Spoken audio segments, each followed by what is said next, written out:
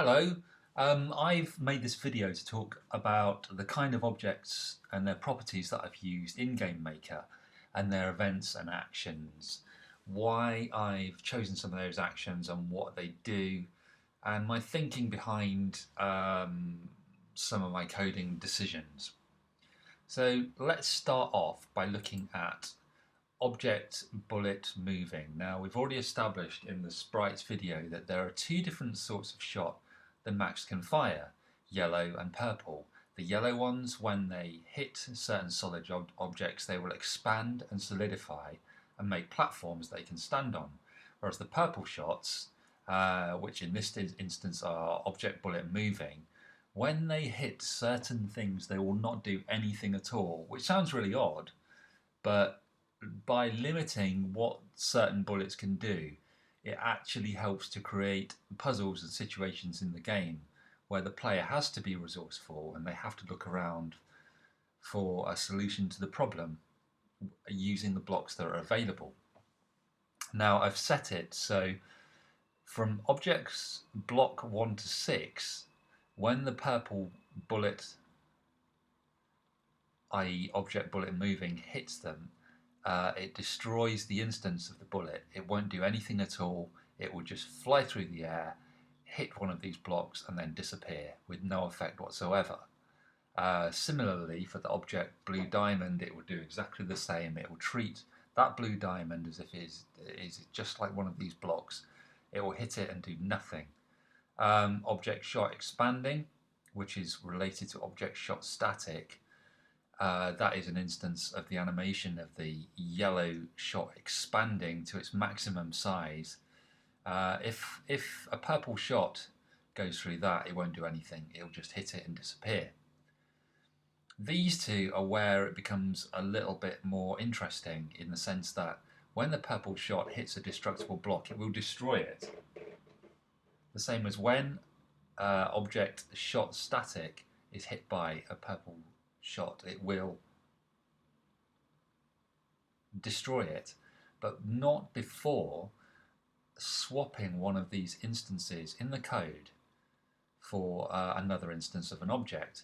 If these are both static versions of these blocks, if a purple shot hits it, it will swap it for an animation where these blocks split and then disappear. Now, I will say at this point, before we go any further in the video, on this project I've tried to look at video tutorials, look at other GML coders' ways of doing things, and learn as much as I can to produce custom code. And in my time as a coder and a web developer, I've always found that more beneficial than just using the what you see is what you get icons that you drag and drop. By getting under the bonnet and really looking at code and what it does and the ins and outs of it, it really does expand the capabilities of what you can do, and subsequently, in this case, the kind of games that I'll be able to make. So I've tried to write as much custom code as I can. That said, moving on to the object destructible block, when the destructible block is hit by a yellow shot, do nothing, stop, and then destroy the instance. If it's hit by a purple shot, swap the instance of that block for an animation, play it once, and then destroy it. Which is exactly what happens here using this animation end event. And I've set it to play through the cycle once, stop on its last frame, and then destroy it. For the blue diamonds that Max needs to collect, they obviously need to disappear, so when he hits them, they need to be destroyed. Object enemy events is where it starts to get slightly more complicated in terms of programming, the use of variables, and if statements. If statements are a set of conditionals, so you're basically laying out a set of scenarios for the computer, which says if the object is doing this, then carry out these actions. But if the object is doing this, then carry out these actions. So the first thing we do is in the create event, where I've made this code file initialize variables. Inside that file is rules pertaining to how quickly the object can move, how far it can move left and right, can it move up and down, and what can it hit, what can it interact with, what will stop it moving in its path and make it turn the other way. A little later on in the design process, I realised that having certain blocks in there that neither of the two shots can interact with sounds simple, but actually makes for some really interesting puzzles. As the game goes on, I wanted there to be less and less resources around, if you like, for the player to pick on, to form platforms. I suppose later on in the game, I wanted there to be more of an emphasis on running and jumping and less of an emphasis on puzzle solving. The puzzles are still there, there's just a lot less of them and they're trickier to solve.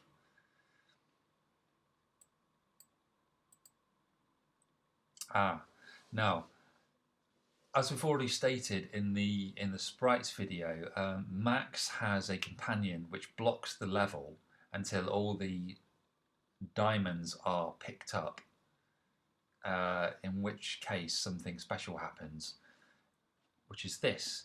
Joebot, the name of the character, his object is called Object Robot Block, and when Max interacts with him by colliding, if the number of instances is a value, and you can't see it here, but basically what I set it to do, if the number of instances, the instances being blue diamonds, is a value, the value being naught because all of them have been collected on the level, destroy the instance.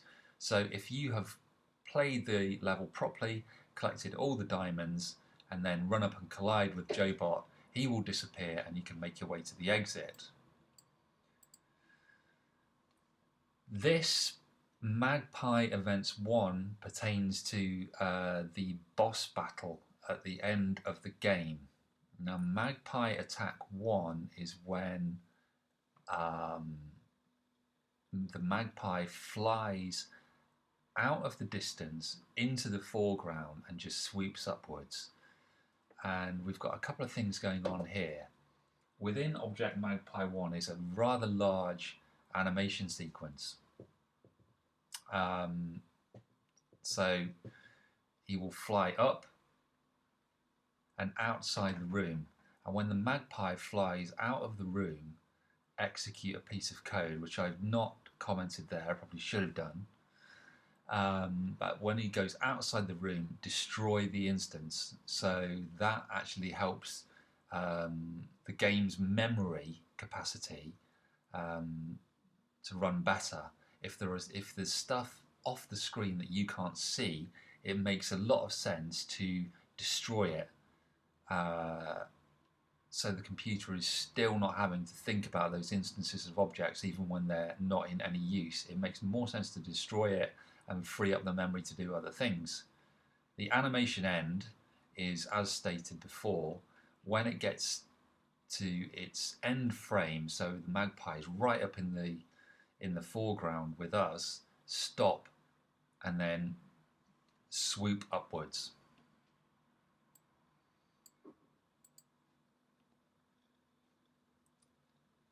Object Magpie Attack 2. Basically, in the boss battle, there are 5 possible attack stages that the magpie can use to attack Max the player. Outside the room, Object Magpie Attack 2, the magpie will fly in from the right hand side of the screen and try and peck Max and then fly out again. And when he flies out again, destroy the instance to save memory. Magpie Attack 4 is, I think that is where lots of baby magpies peck upwards from the bottom of the screen, and obviously when they leave the room, destroy the instance to save memory. Magpie Attack 5, which is Magpie will actually pop up in the background, and it gives Max an opportunity to attack it and get the final gem that's in its crown. So what we're saying here is I've set up these objects called triggers, and they are basically buffers. It's a lot easier for me to show you why I implemented the buffers in another video, which you should find on my blog, as a development video showing placeholder sprites that show the invisible buffers that trigger each of the Magpie's attacks and why they're there and what they do. So I won't talk too much about that now. I will save that for the other video. But basically what we're saying here is Object Magpie Attack 5, where Magpie pops up in the background, is triggered by Object Trigger Final through a collision.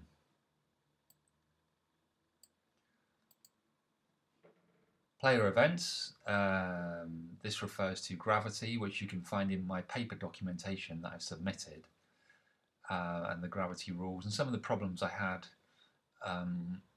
writing a good gravity program, and the rest of the controls. These are button presses, so press left, press right, move right, press A, fire a shot, press S, fire a different sort of shot, and press space will destroy all the platforms at once. Object shot moving, which is the platform expansion, the yellow shot, it will work on many of the blocks in the game.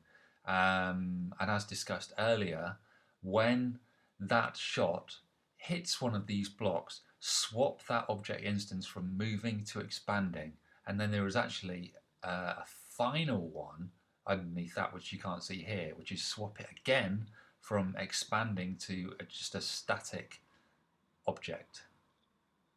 So this effectively moves through 3 stages: a moving bullet, an expanding block, and eventually that static block, which stays still and Max can jump on it and has gravity rules applied to it.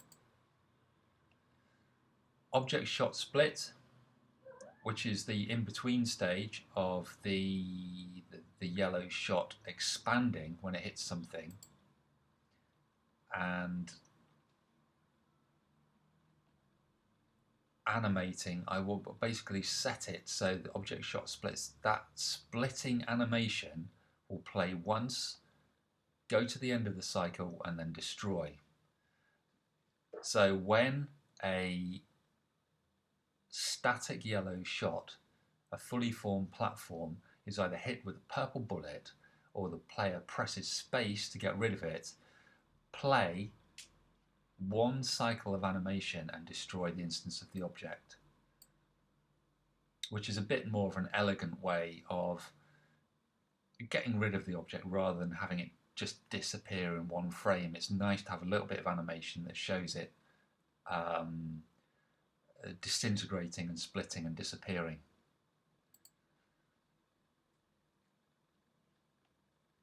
Object shot static. Yeah, when the purple bullet hits that, do the same. Split it, stop the purple bullet moving, and then change the instance of this static block into a split block. So when the purple bullet hits it, it looks like it's exploding and disappearing.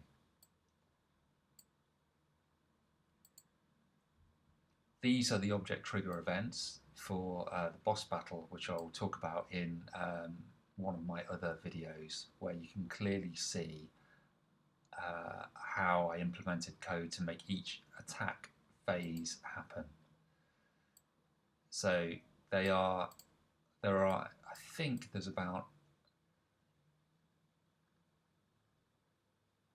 let's see, 1, 2, 3, 4, 5, 6, 7, 8, 9, 10. There are 10 triggers that are invisible to the player but can be seen by objects on the screen. And when those objects on the screen hit them, they act like invisible buffers, so the triggers will disappear and then trigger the next part of the attack phase. So it's a fluent sequence of 5 different attack patterns. That's all of the objects that I wanted to talk about today. Obviously, I'll talk a little bit more about it in the boss battle video.